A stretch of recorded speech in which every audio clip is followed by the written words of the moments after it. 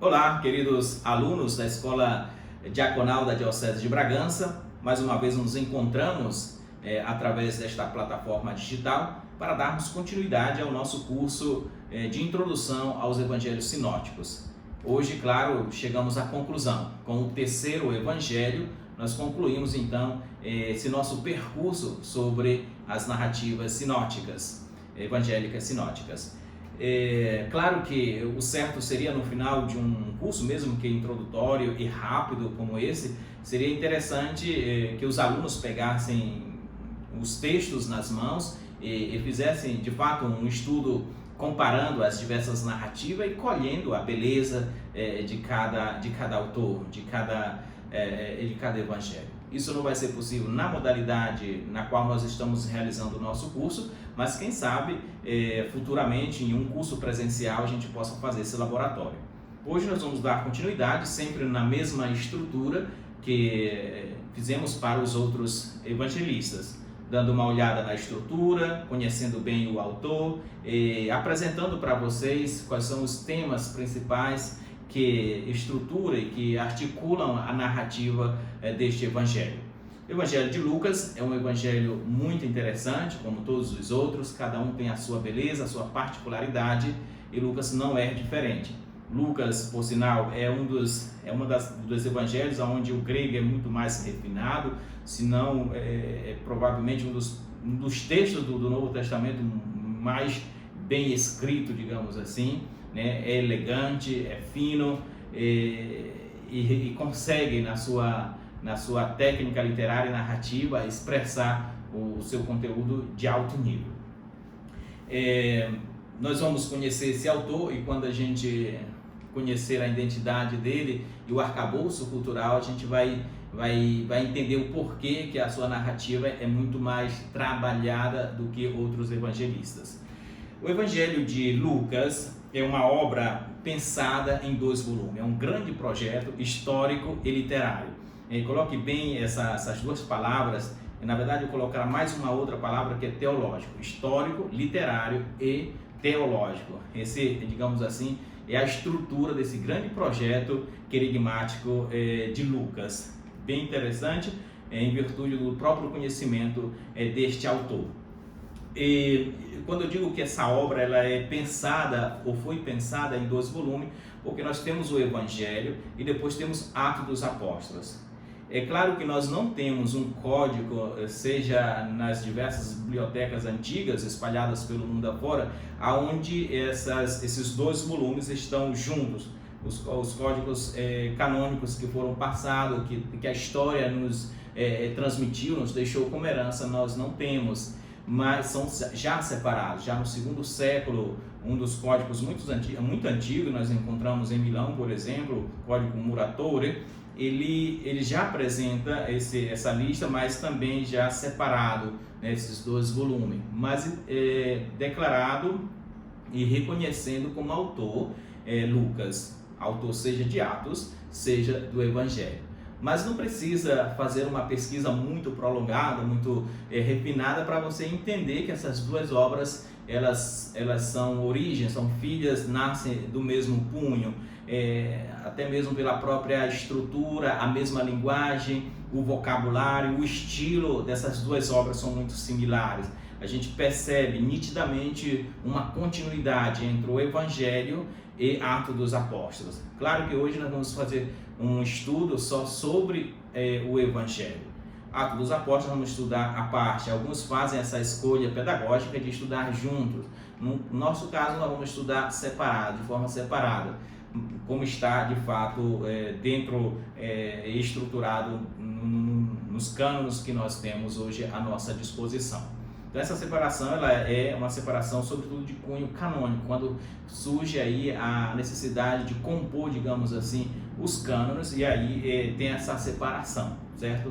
Mas no princípio provavelmente era tudo junto, essas duas obras. Depois a gente vai estar analisando com mais particularidade alguns pontos, e vocês vão perceber o porquê essa tese é uma tese defendida e muito aceitável no ambiente da ciência bíblica atual. O Evangelho de Lucas, nós temos aí logo no início, essa característica dele que é própria, né, onde a gente percebe aquilo que a gente tinha falado lá no início da nossa introdução sobre a questão sinótica. Aqui a gente percebe também, ali a gente falava a questão das fontes, as diversas fontes, e ali a gente falava de uma fonte que é uma fonte hipotética, que nós não temos ela do ponto de vista material. Mas a ideia que está debaixo dessa discussão, de fato, é aquela de que os evangelistas, quando eles escreveram as suas narrativas, eles não partiram do nada. Partiram de algumas fontes que já estavam ali disponíveis, que eles já conheciam. Talvez pequenas frases, como eu disse para vocês, pequenos ditos, né, ou uma coleção de ditos, mas não um evangelho completo. E Lucas ele deixa claro, se você pegar o capítulo 1 de São Lucas, você vai ver logo no início do prólogo que ele tem esse intento e deixa de maneira muito explícita essa pesquisa acurada que ele faz sobre o material que ele tem à disposição. E ele diz assim: visto que muitos já tentaram compor uma narração dos fatos que se cumpriram entre nós, conforme nos transmitiram, os que desde o princípio foram testemunhas oculares e ministros da palavra.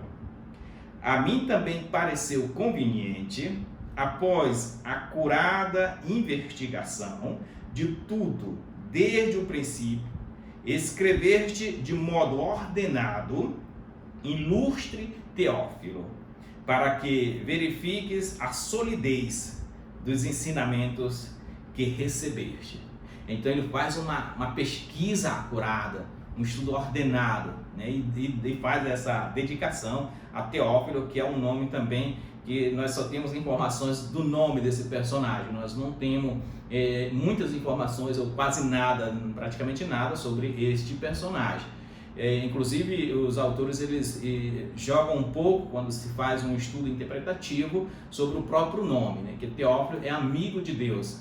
Então, desse ponto de vista, praticamente este evangelho Lucas vai dedicar a todos aqueles que são amantes, que são amigos, a todos aqueles que buscam Deus. Portanto, para você também, ele já dedicou para você que hoje está estudando Lucas e que ama Jesus Cristo e que quer conhecê-lo melhor, certo? Essa é um ponto chave para a gente perceber já desde o início da onde parte o nosso autor. Ele parte de uma pesquisa acurada, de diversos materiais que já tinha. Nós estamos nos anos, nós vamos ver quando se falar da questão da data, do lugar, a gente vai perceber nos anos que nós estamos nos anos 80, aqui depois a gente vai ver essa discussão sobre a questão da datação, tem diversas hipóteses, mas nós estamos já nos anos 70, 80, 90, portanto já escreveram muitas coisas, já disseram tantas coisas, seja do ponto de vista oral, seja do ponto de vista de outros evangelistas que já escreveram, e daí Lucas ele vai fazer uma análise acurada de tudo isso que está à disposição e deixa para nós como herança esse belíssimo texto que é a narrativa lucana. Muito belo e muito rico, por sinal, e que levaria anos aí estudando para que a gente pudesse de fato ter um conhecimento amplo sobre esse texto. Aqui a gente vai ficar a nível de esboço, a nível de introdução, mas espero que seja o suficiente para vocês começarem a fazer um percurso sério sobre a narrativa do nosso evangelista. Como já disse para vocês, é um evangelista que escreve com elegância. Os personagens que ele vai colocando nas suas narrações tem uma sensibilidade muito humana, e você vai perceber isso nas narrações compostas por Lucas. O estilo dele, o vocabulário e o próprio destinatário são praticamente os mesmos, como eu disse para vocês, seja no Atos dos Apóstolos, seja na narração do Evangelho. Para perceber também esse elo e essa continuidade, essa proximidade dessas duas obras ou desses dois volumes, vocês podem pegar, por exemplo, Lucas 1:4, que é esse prólogo que nós acabamos de lê-lo, e depois você pode comparar com Atos 1:3. Você vai perceber que tem muitas coisas aqui que dá continuidade, termos e conceitos que vai estar juntando, vai estar unindo a obra. Quando a gente estiver estudando Atos dos Apóstolos, a gente vai entrar de maneira particular neste assunto. Sobre o autor, apresentado aí o objetivo desse grande projeto literário, teológico e histórico de Lucas, vamos para o autor. O autor, como eu já disse para vocês, sempre nas Sagradas Escrituras, nas narrativas evangélicas, a gente não vê assim, um interesse do próprio autor em falar de si. Se fala muito pouco e de maneira quase que meio escondida, muito tímida. São já a tradição eclesiástica, patrística, os comentadores que vêm depois que começam já a tentar descobrir quem são esses autores sagrados. Então é verdade que os títulos dedicados a essas narrativas, eles são tardios, né? São do segundo século, terceiro e quarto século. Então não é uma coisa assim de imediato, já pegaram os evangelhos já com a assinatura de Lucas, fui eu que escrevi. Não existia esse interesse da parte dos autores antigos, muito menos daquele sagrado. Portanto, foi um processo que foi a própria tradição que vai identificando. E quando a gente leva a sério para descobrir quem de fato escreveu, se começa aí seja nas fontes eclesiásticas, como a patrística, os padres, eles vão nos dar informações e notícias sobre esses autores. Mas não basta só essas fontes, às vezes, sobretudo, a gente precisa ir no próprio texto para descobrir algo muito mais eficaz, muito mais verdadeiro também, para completar essas informações deixadas pelos padres da igreja.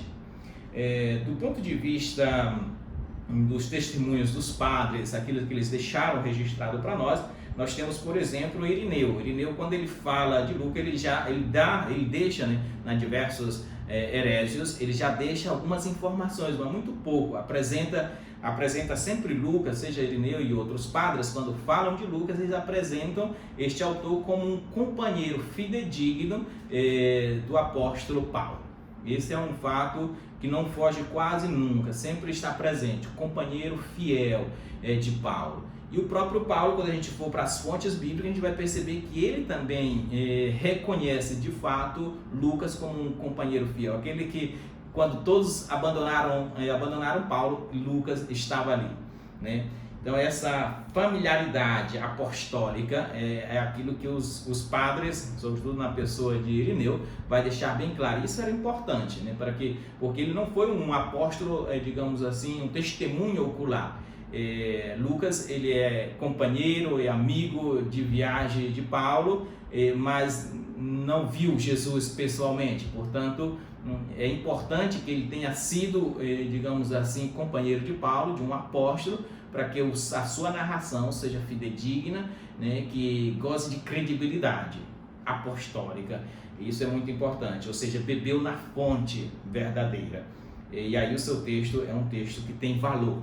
Não é um texto inventado, um projeto poético simplesmente para falar de Cristo, mas é algo realmente muito sério. Por isso que a gente vai ver esse cuidado também de Lucas, não só do ponto de vista teológico, literário, mas sobretudo histórico. Talvez é o evangelho mais histórico que nós temos. Ele faz essa mistura entre a história sagrada e a história profana. Você percebe ele citando grandes nomes, Augusto, César, Herodes, e assim vai. Ele coloca de uma maneira muito explícita, ele coloca na história, não só do ponto de vista geográfico, mas na história também ele vai deixar esse contexto histórico muito bem marcado, citando esses personagens que a história civil conhece muito bem. E isso dá credibilidade também à sua narração, certo?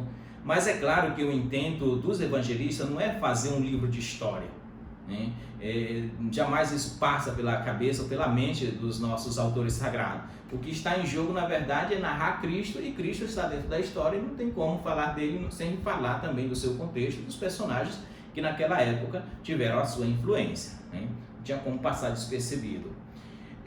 Outras informações que nós vamos ter do ponto de vista extra-bíblico, né? Primeiro nós temos essas informações patrísticas dos padres, depois nós vamos ter também outras informações que falam também deste nosso autor, dão algumas informações sobre ele. Por exemplo, o prólogo que nós temos, que é um texto muito interessante, latino, que nós temos, que é um prólogo antimacionista, né? Que combatiam contra as heresias de Marcião. Esse código latino, ele dá algumas informações, onde ele apresenta Lucas como médico, né? Apresenta Lucas como médico. Ele diz que Lucas era solteiro, que Lucas nunca casou, nunca teve filho, e que foi discípulo de Paulo, fidedigno, companheiro, que escreveu o seu evangelho na Grécia, outros falam na Antioquia. Enfim, estamos sempre nesse mundo da hipótese.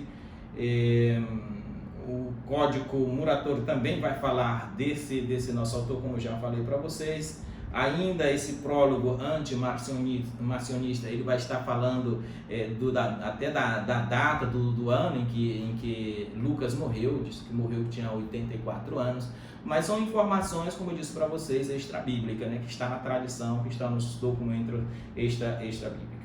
Mas temos essas informações. Do ponto de vista bíblico, nós temos algumas citações, sobretudo no ambiente paulino. Nós temos, por exemplo, Filemão 24, onde vai ser apresentado como colaborador de Paulo.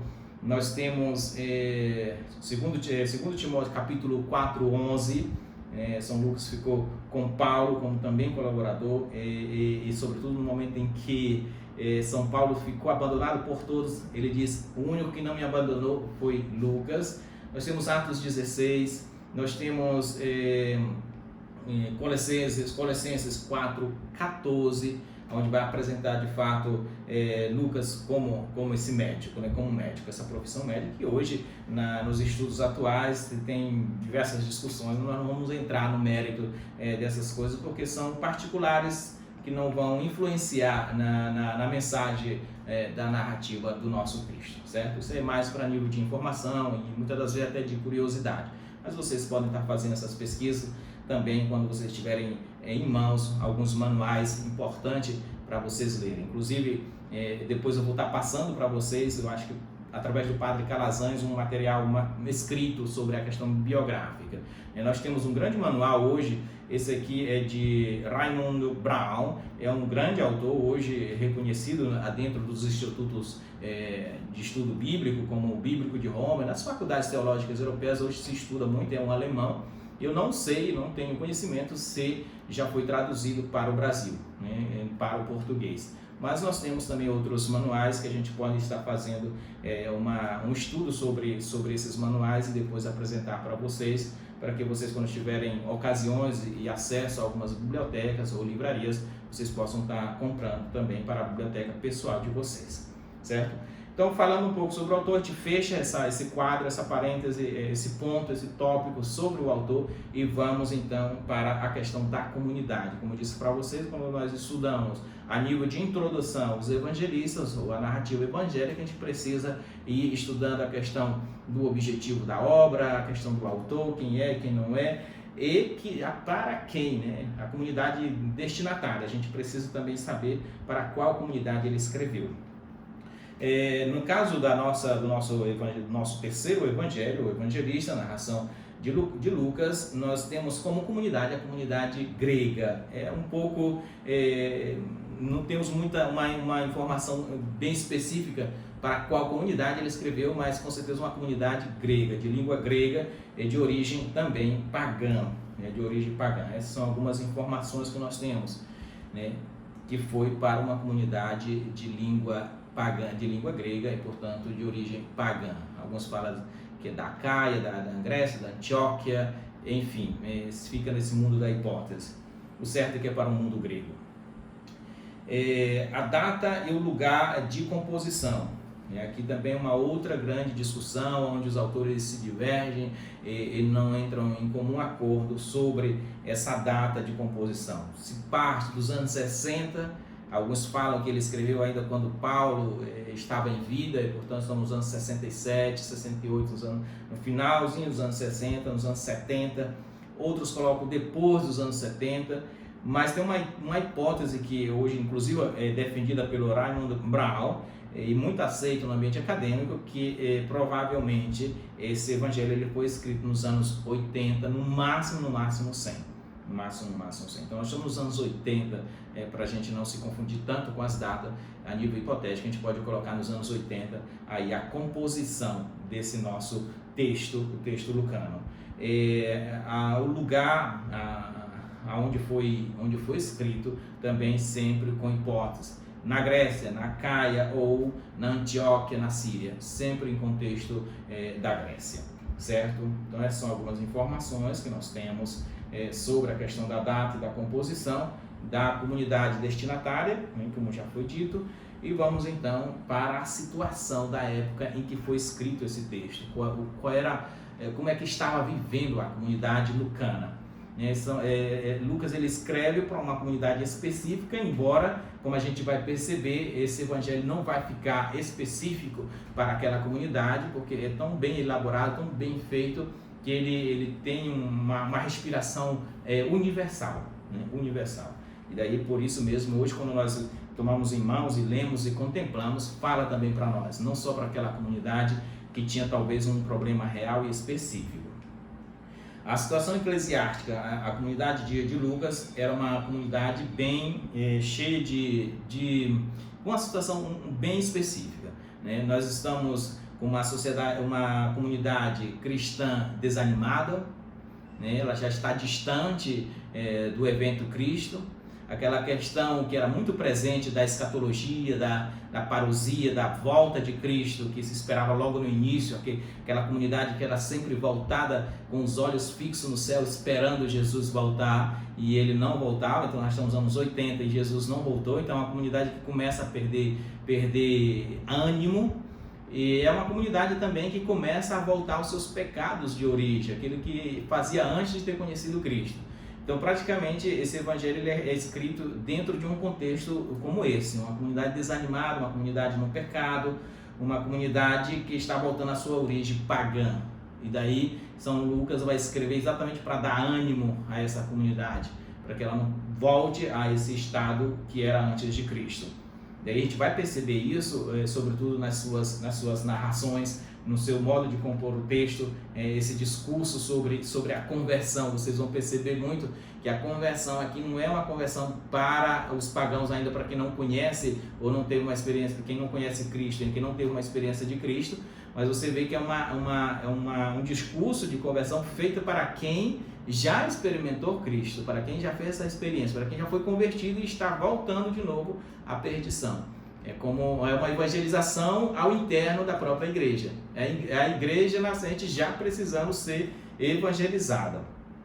Hoje se usa o discurso da nova evangelização, que é nada mais, nada menos do que isso. É evangelizar um contexto que já foi evangelizado. Isso é muito difícil, porque é apresentar algo que aquele povo já viu, já conheceu e está decepcionado com aquele anúncio. Então é muito complicado. Não, quando você anuncia não é novidade. Não, já escutei essa conversa, já escutei esse anúncio. Então precisa de muito mais coragem, habilidade e unção para de fato anunciar Cristo num contexto como esse. Acredito que a nossa comunidade também hoje passa um pouco por essa questão que Lucas passou. Evangelizar a própria comunidade. Evangelizar um povo que já fez ou se diz ter feito uma experiência de Cristo ressuscitado. Certo? Então isso aqui é um pouco que eu poderia, assim, de imediato falar para vocês sobre a situação no contexto de igreja na qual nasce esse evangelho. Claro que tem muito mais coisas para ser dito, mas nós não vamos analisar todos esses particulares, certo? Então nós vamos aqui agora também para o estilo. O estilo de Lucas, como era, ele tem um estilo próprio de escrever, né? Fala, como eu já disse para vocês, num grego muito bem escrito, elegante, fino. Tem essa característica dele que é própria do estilo lucano, essa questão histórica. A gente vê muito presente isso no capítulo 2, versículo de 1 a 2, no capítulo 3, capítulo 3 de 1 a 2. É um evangelho ordenado sobre o tema do caminho. Isso a gente vai deixar esse tema do caminho depois, quando a gente estiver falando dos principais temas teológicos. Vocês vão perceber que isso é típico de Lucas. É uma coisa que eu não falei logo na introdução, e é interessante a gente notar que o Evangelho de Lucas, ele inicia, tem esse pano de fundo. Se a gente quiser colocar um pano de fundo, seria o templo.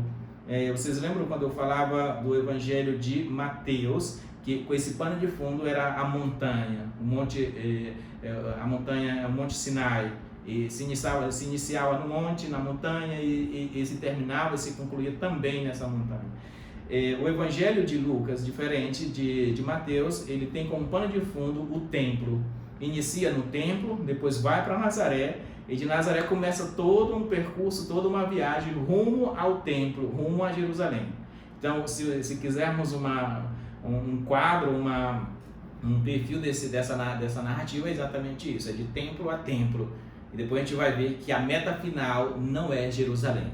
Mas a gente vai deixar essa discussão para a gente ir falando dessa temática teológica sobre a questão do Jesus peregrino, a viagem estabelecida. É uma espécie de fio condutor dentro da narração lucana, certo? Então vamos lá, para a estrutura. Então o estilo, vocês já deram para perceber que é um estilo diferente dos outros evangelistas, sobretudo o modo de narrar, de falar, de compor. A estrutura também não é uma estrutura muito complicada. Nós temos estruturado sempre sobre essa viagem feita, né, de Jerusalém, que vai para Nazaré, de Nazaré para Jerusalém de novo, e é estruturada mais ou menos assim. Temos o prólogo, que vai do capítulo 1 a 4, depois de Jerusalém até a vida pública de Jesus, que vai estar narrando essa parte, é o capítulo 1, versículo 5, de 4 a 13, e vocês vão perceber essa viagem de Jerusalém, e depois esse início da vida pública de Jesus. Aqui dentro nós vamos ter também toda a questão da infância, a narração da infância de Jesus, né? E nós estamos no capítulo 4, só um minutinho, porque aqui eu estou seguindo um pouco a minha estrutura. Depois é uma estrutura essa que eu posso também estar disponibilizando para vocês. Depois a gente vai ver como repassar. A terceira parte, ela vai da Galileia,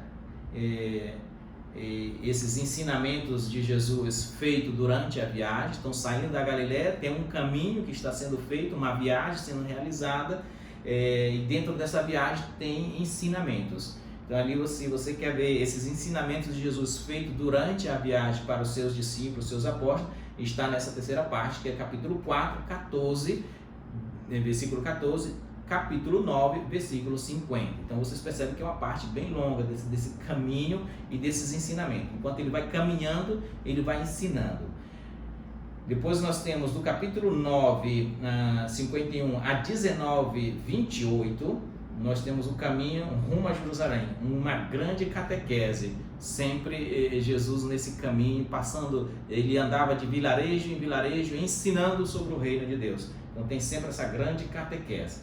E por último se fecha com a grande conclusão sobre a paixão e depois a ascensão de Jesus aos céus. Nós estamos no capítulo 19, versículo 29, capítulo 24 a 53. E a gente pensa, quando se fala da conclusão, do fechamento dessa narração, a gente pensa logo no templo de Jerusalém. Mas o último gesto mesmo de Jesus, a meta vai ser aquela ali do Monte das Oliveiras, quando ele sobe aos céus. É bem interessante também essa visão. Certo? Então, daqui dá para vocês perceberem um pouco sobre como ele é estruturado. É sempre lembrar que quando falar da estrutura do Evangelho de Lucas, lembrar que ela é estruturada em base a essa viagem, né? E aí você vai estruturando. É claro que existem diversas hipóteses de estrutura sobre o Evangelho de Lucas. Essa aqui é só uma das que eu estou apresentando para vocês, certo? Vamos então passar para a questão temática, os principais temas teológicos desenvolvidos, abordados nesse Evangelho. Nós temos bem 5 temas principais, quatro temas bem evidentes apresentados dentro da narração lucana. Nós temos a questão do tema, que é um tema principal, muito importante, o tema da viagem. Nós temos a questão do tema abordado por Lucas, que é a realização da história da salvação. É muito presente isso em Lucas. Temos o tema da alegria do discípulo. Esse tema da alegria é muito forte. E um tema muito interessante, que talvez não é muito abordado pelos outros evangelistas, não tanto quanto o Evangelho de Lucas, que é esse Jesus em oração. A oração de Jesus em oração, Jesus como modelo de orador. Jesus está sempre em oração. A gente vai perceber isso daqui a pouquinho. E um outro tema que às vezes não se aborda tanto, mas na verdade se aborda no manual, não estava, mas se aborda com frequência, porque Lucas é sim o evangelista que mais fala de Maria, né? Podemos até colocar como o autor sagrado mariano. Daqui depois, na tradição da igreja, vai ter nascer, por exemplo, as grandes Nossa Senhora, os quadros que foram nascendo, os grandes afrescos sobre, por exemplo, a Nossa Senhora Negra. Tem muito na Europa, são mais de 250 quadros da Madonna, da Nossa Senhora Negra. E se chama Nossa Senhora de Luca, né? Que tem essa ideia que a tradição ela conservou, de que Lucas também era uma espécie de pintor, não só pintava com a caneta escrevendo, com a pena escrevendo, mas pintava também com o pincel. Então se nasceu essa ideia, mas é uma ideia também particular e que não vai influenciar na mensagem da narrativa. Então vamos lá para o primeiro tema, esse tema tão importante que guia a narração lucana, que é o tema da viagem, esse Jesus peregrino, esse discípulo também que vai se tornar consciente da viagem que tem que ser feita, que não é uma viagem sozinho, mas que é uma viagem sempre acompanhado com Jesus Cristo, com Jesus e com a meta. Quando se fala da viagem, e sobretudo da viagem do discípulo, é uma viagem feita com Jesus e uma viagem com meta. E a meta aqui no Evangelho de Lucas, a meta é Jerusalém. Sai da Galileia e vai para Jerusalém. E é interessante que sair da Galileia e ir para Jerusalém, estamos em subida, está subindo rumo a Jerusalém. É uma viagem, sobretudo espiritual, não é só uma questão geográfica, mas a narrativa lucana, ela leva o ouvinte, o autor, o leitor, a uma viagem espiritual, a fazer essa experiência com Cristo e Cristo ressuscitado. É uma viagem do templo ao templo. Como eu disse para vocês, no início da narração lucana, nós nos encontramos no templo. E ali, quando é apresentado o menino Jesus, ali nos templos, tem Zacarias, aquele templo antigo do povo de Israel, aquele templo do sacrifício. É interessante notar, porque no final da cena ou da narração, você vai perceber que tudo se termina lá também no templo, mas é um templo diferente, já é um templo composto com uma nova aliança, uma nova comunidade, onde o verdadeiro sacrifício já não é mais o sacrifício de bezerros, de touros, de cabritos, de animais, mas o verdadeiro sacrifício desse novo templo é o sacrifício eucarístico, é o sacrifício de Jesus Cristo. Esse sim é o único que pode de fato salvar a humanidade e colocar a humanidade num verdadeiro relacionamento com Deus, não aquele sacrifício de animais, certo? Então nós temos isso aí. Temos diversas passagens dentro da própria versão de Lucas, onde apresenta ao leitor, o ouvinte, o contemplador desta narrativa, deste querigma. Você vai perceber, por exemplo, diversas cenas apresentadas em viagem, até a famosa parábola do bom samaritano. Aquele estrangeiro, ele está em viagem. Nós estamos no capítulo 10, por exemplo. Os discípulos de Emaús, estamos já no final do Evangelho, os discípulos de Emaús já estavam em caminho. Enquanto nós estávamos caminhando, Jesus se aproximou e começou a falar, a conversar com eles no caminho, estavam caminhando. Depois fizeram a experiência do Cristo ressuscitado ali em Emaús, naquele vilarejozinho, quando era noite. Quando ele partiu o pão, eles reconhecem, eles voltam de novo pelo caminho, viajando de novo, vão para Jerusalém. No capítulo 13 nós vamos ter a informação que Jesus passava de vilarejo em vilarejo ensinando. Então é uma catequese em caminho. Se apresenta sempre esse Jesus peregrino. Esse é o Jesus de Lucas, um Jesus em viagem, um Jesus em caminho, e assim deve ser também o discipulado, né? Assim deve ser os seus discípulos. Eles têm que estar em caminho. Depois nós temos mais a realização da história da salvação, né? Que é um tema teológico muito forte dentro da narração de Lucas. A história da salvação do povo de Deus. Se pensava antes a história da salvação do povo de Deus em dois grandes momentos: a promessa e a realização da promessa. E ali, pronto, se concluía aí esse grande projeto salvífico, histórico salvífico de Deus. Na versão de Lucas, a gente percebe que tem um terceiro momento. Tem a promessa, tem essa espera do povo de Israel, nessa promessa, na realização da promessa dada por Deus. tem a realização em Cristo Jesus, no grande evento Cristo, mas em Lucas ele apresenta um terceiro elemento, que é a continuidade dessa obra salvífica. Ela dá continuidade na ação da igreja. Então não para só naqueles 2 momentos, mas essa obra de salvação ela continua. Esse grande projeto de Deus ele dá continuidade através da ação missionária e anunciadora da igreja. Isso é muito interessante também, essa visão histórica da realização da história da salvação. Então, esses são os 3 momentos que se pode discutir quando se fala da realização da história da salvação do povo de Deus na versão de Lucas. Um outro grande tema, que é o terceiro grande tema dentro da narrativa lucana, é essa questão da alegria, né? Tem a alegria em 1:14, que é o nascimento do Messias, vai ser uma explosão de alegria para o mundo inteiro, né? Receber o Salvador. Nós temos em capítulo 1, 44, versos 44, nós temos as 2 crianças pulando de alegria nos ventres das suas mães, João e Jesus, uma outra grande explosão de alegria. Nós temos também em 1:47 Maria exultando de alegria pelas maravilhas que Deus fez na sua vida, pelas grandes obras, enfim, essa grande alegria em Maria. E temos no capítulo 2, versículo 10, também essa alegria é anunciada, apresentada aos pastores de Belém. Essa é uma grande alegria também para eles. E depois se fecha essa grande alegria pascal, como a gente está até inclusive vivendo este período. Vocês percebem que os próprios textos da liturgia pascal, ela apresenta esses personagens em grande alegria. Alguns deles estão em tanta alegria, tanto fervorosos, que acabam quase nem reconhecendo a presença do ressuscitado, de tanta alegria que eles estavam em saber que o seu Senhor foi ressuscitado, que o Messias foi ressuscitado.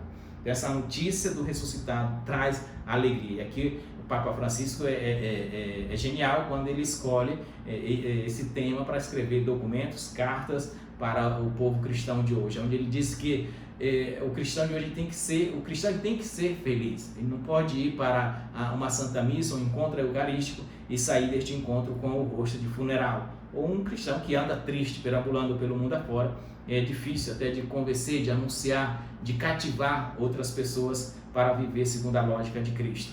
Então, viver segundo Cristo tem a sua fadiga, tem o seu peso, mas não é um peso que tira a tua alegria. Antes, nos faz feliz mesmo quando nós estamos carregando a nossa cruz. Isso você vai perceber, você diácono, quando você estiver visitando os doentes. Alguns doentes você vai visitá-lo e você vai perceber uma grande alegria nele, e fisicamente você vê que a pessoa está destruída, cheio talvez até de muitas dores. Uma pessoa, do ponto de vista físico, está sem horizonte, mas tu fala com ele e te transmite alegria. Essa é uma alegria evangélica, ela dura até mesmo dentro de um contexto de dor e de conflito.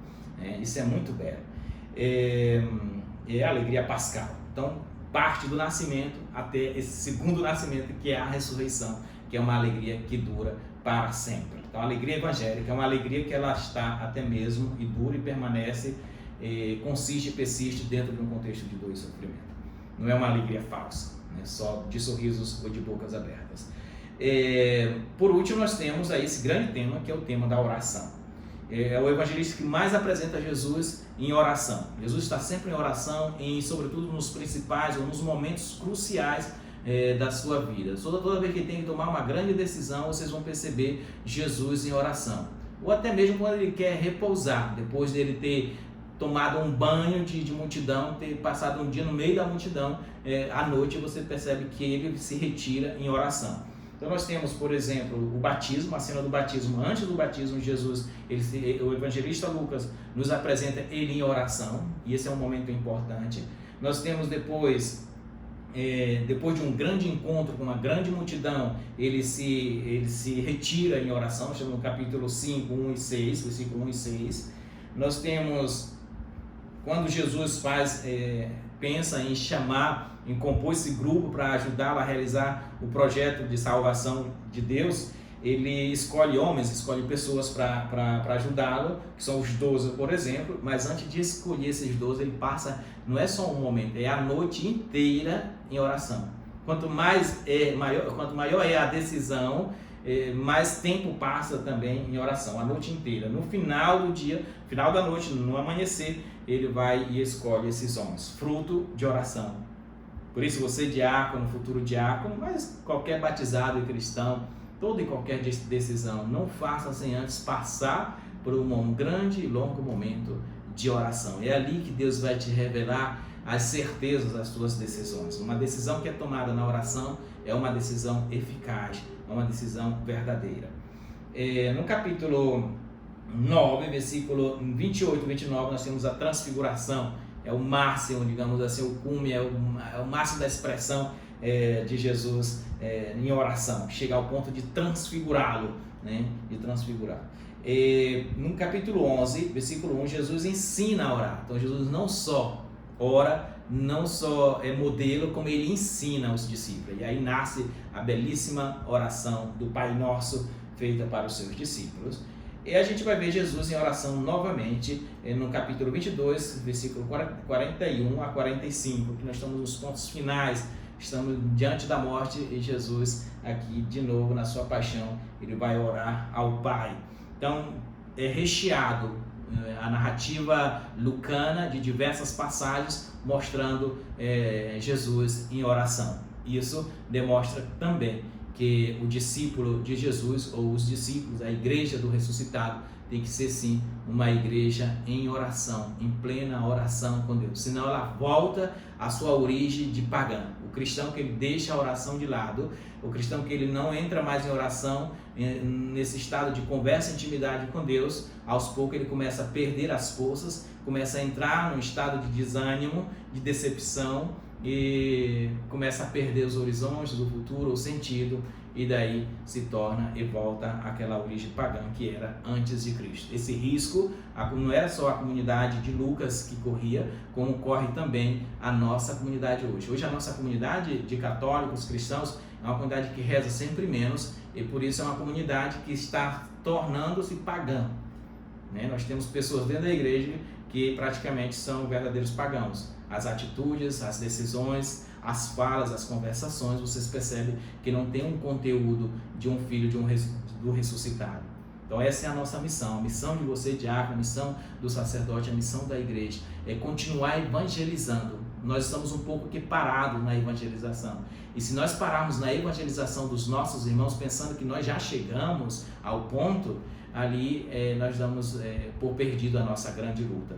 Não podemos parar. Por isso a necessidade de vocês também na igreja, para dar força, para unir forças, para que essa evangelização não pare de acontecer e que os nossos fiéis, os nossos irmãos, não voltem àquele estado de prisão, de não vida, de não liberdade, que é aquele antes de Cristo Jesus. Então a meta desse grande peregrino é Jerusalém, mas essa é a meta de todos nós. Estamos em viagem rumo a Jerusalém, mas não só a Jerusalém que está em Israel, mas a Jerusalém celestial. Do ponto de vista geográfico, de fato, Jerusalém não vai ser o ponto de chegada, não vai ser a meta última, porque no segundo volume dessa obra, quando vocês forem estudar, quando vocês estiverem estudando Atos dos Apóstolos, vocês vão perceber que a gente vai sair de Jerusalém e a meta vai ser Roma. E de Roma até os confins do mundo. Essa é o objetivo e a meta do Evangelho de Jesus Cristo, até chegar até os rincões mais longínquos que existem na face da terra, para levar todos para o céu junto do nosso Salvador. Espero ter deixado algumas dicas, algumas informações interessantes e importantes para que você possa estabelecer, realizar também o seu percurso, o seu caminho, os seus estudos pessoais de maneira um pouquinho mais autônoma. Deus abençoe vocês. Em relação, aqui só uma palavrinha para a gente fechar, em relação às provas, eu vou pedir que vocês escolham um desses evangelhos que foram tratados no nosso curso e faça uma reflexão, faça um pequeno estudo, o que você entendeu, né? Mais que reflexão, estudo é o que eu entendi.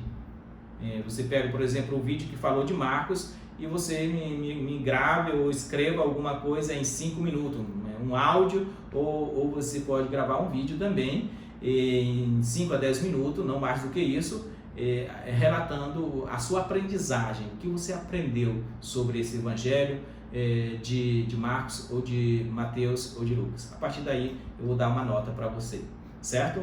Em relação à biografia, eu vou estar organizando e mandando para o Padre Calazans, para que quando vocês tiverem acesso a uma livraria, você possa também estar comprando para a sua biblioteca pessoal. Espero ter sido útil, né, nesses 4 vídeos realizados para vocês, e espero também de a gente se encontrar pessoalmente em um curso presencial.